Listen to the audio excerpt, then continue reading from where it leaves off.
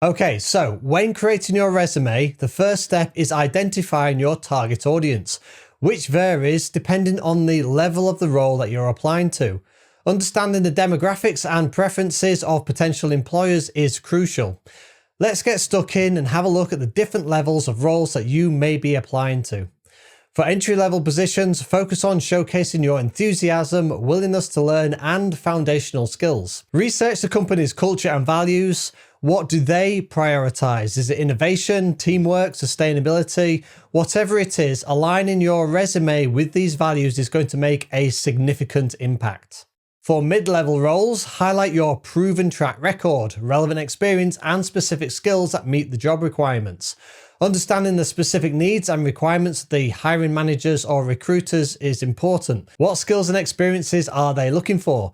Customizing the language, tone, and content of your resume to resonate with their needs can set you apart. For instance, if a company values leadership, emphasize your leadership roles and any achievements that you've got around being a leader. If they are tech-driven, highlight your technical skills and any relevant projects. Finally, for senior level positions, focus on your leadership abilities, strategic thinking, and significant achievements. Demonstrate how you can contribute to the company's long-term goals.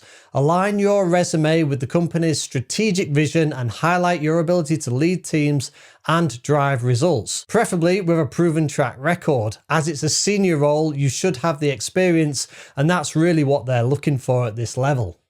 Now let's look at how you can tailor your resume for different industries. Different industries have unique expectations when it comes to resumes.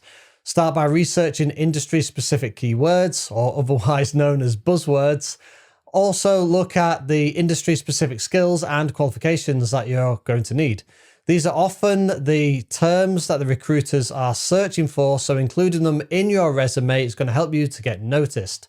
This doesn't mean to say that every word in your resume should be jargon, but use an amount which displays your industry knowledge and expertise, whilst striking a balance between making sure it's clear to anybody who might not understand what the jargon, acronyms, or buzzwords are, but does show that you are on board and on top of your industry specific knowledge.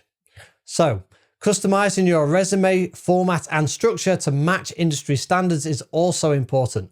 For instance, a creative field might appreciate a more visually engaging resume, while a corporate role might favor a clean professional format. Showcase your genuine interest and passion for the industry through targeted content and examples. This not only demonstrates your enthusiasm, but your dedication to your field. You could do this by including personal projects relevant to the position that you're applying for. So any extracurricular projects that you've done will show that you actually have a genuine passion and interest in that particular field. Lastly, it's essential to recognize culture and regional variations in resume formats. Different regions have different expectations and norms when it comes to resumes. So understanding these can prevent misunderstandings and ensure that your resume is well received. Ensure you're meeting the basic cultural and regional standards to avoid immediate rejection. Adapting your resume layout, design, and content to match cultural preferences and conventions is critical. For example, in some countries, a photo and personal details are standard, and in some places you might actually get rejected for including that kind of information because they want to run a recruitment that doesn't look at your particular demographics. So bear this in mind. See the resources section where I give some more information about this. So consider the professional norms and expectations within the region. Avoid language or references that may be misunderstood or deemed inappropriate in certain cultures. What's considered impressive in one region may be irrelevant or even off-putting in another. Understanding the expectations of professionals in different regions is important.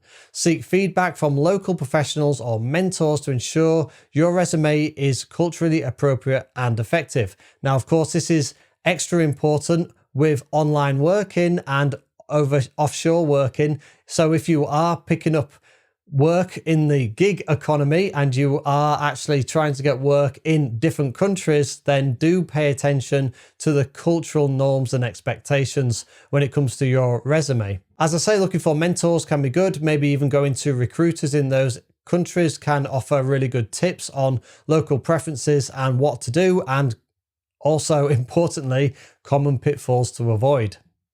So by focusing on these areas, identifying the target audience that you're putting your resume out to and tailoring your resume to specific industries or positions, and recognizing cultural and regional variations and adjusting your strategy based on the level and the role that you're going for, you can create a resume that will not only stand out but also resonate deeply with your potential employers. See you in the next video.